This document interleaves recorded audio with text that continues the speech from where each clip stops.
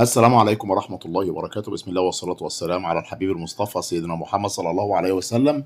بالرغم ان احنا بنشتري الفلارس يا جماعة ب 80 جنيه وب 85 جنيه، الا ان الفلارس اللي موجودة في السوق معظمها وكتير جدا منها مغشوش. وده اللي حصل الاسبوع دوت مع اخويا. نزل يشتري الاكل علشان خاطر الاكل اللي عنده خلص، فكان بيشتري دايما كل اسبوع من تاجر معين ومتعود عليه ان هو بيشتري الحاجه من عنده.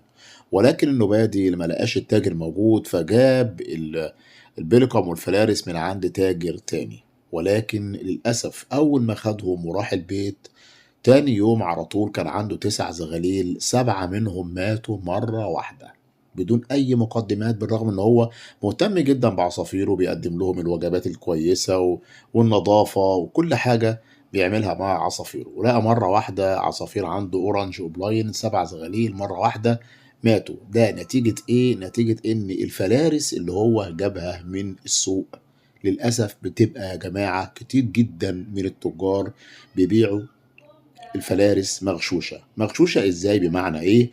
طبعا كنا عارفين اهمية الفلارس للعصافير عندنا، ولما بنشتري بيليكم بنشتري معاه فلارس بكمية اقل علشان خاطر الفلارس طبعا غالية.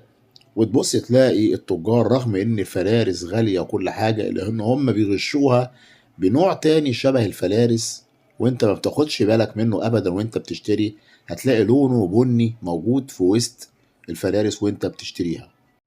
لاحظ كده وبص على الفلارس، بص كويس، هتبص هتلاقي فيه حبايه لونها بني كده، هتلاقي فيه منها كتير قوي وانت بتشتري.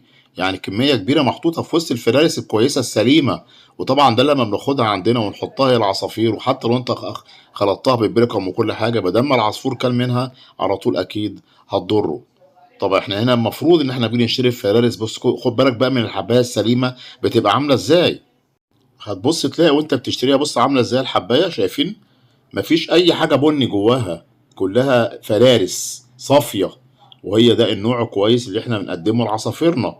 ولكن منهم لله طبعا التجار اللي بيغشوا الفلارس السليمة كويسة، ويحطوا فيها نوع تاني، النوع دوت ب5 جنيه ب6 جنيه زي ما بيحطوه، ويبيعوه لنا احنا في الاخر ب80 جنيه. ما طبعا هم ما يهمهمش بقى العصافير عندنا تموت ما تموتش، هم اهم حاجة هم يبيعوا ويكسبوا. فطبعا انت لو لقيت بقى الاغلبيه كده بالطريقه ديت وان الفلارس معظمها كده مغشوشه، ما تشتريهاش خالص واشتري بيليكم. وده اللي انا بعمله حاليا والله مع عصافيري. من كتر ما لقيت ان الفلارس بقت مغشوشه وموجوده على الجروبات كلها، هتلاقي على الفيس كتير جدا ناس بتتكلم عن الموضوع دوت وازاي ان هي ضرت عصافيرهم.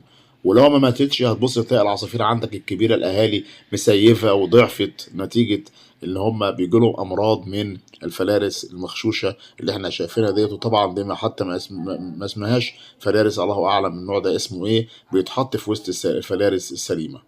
بشكركم جدا، بتمنى يكون الفيديو عجب حضراتكم، بتمنى من حضراتكم الاشتراك في القناه، تفعيل زر الجرس، والسلام عليكم ورحمه الله تعالى وبركاته.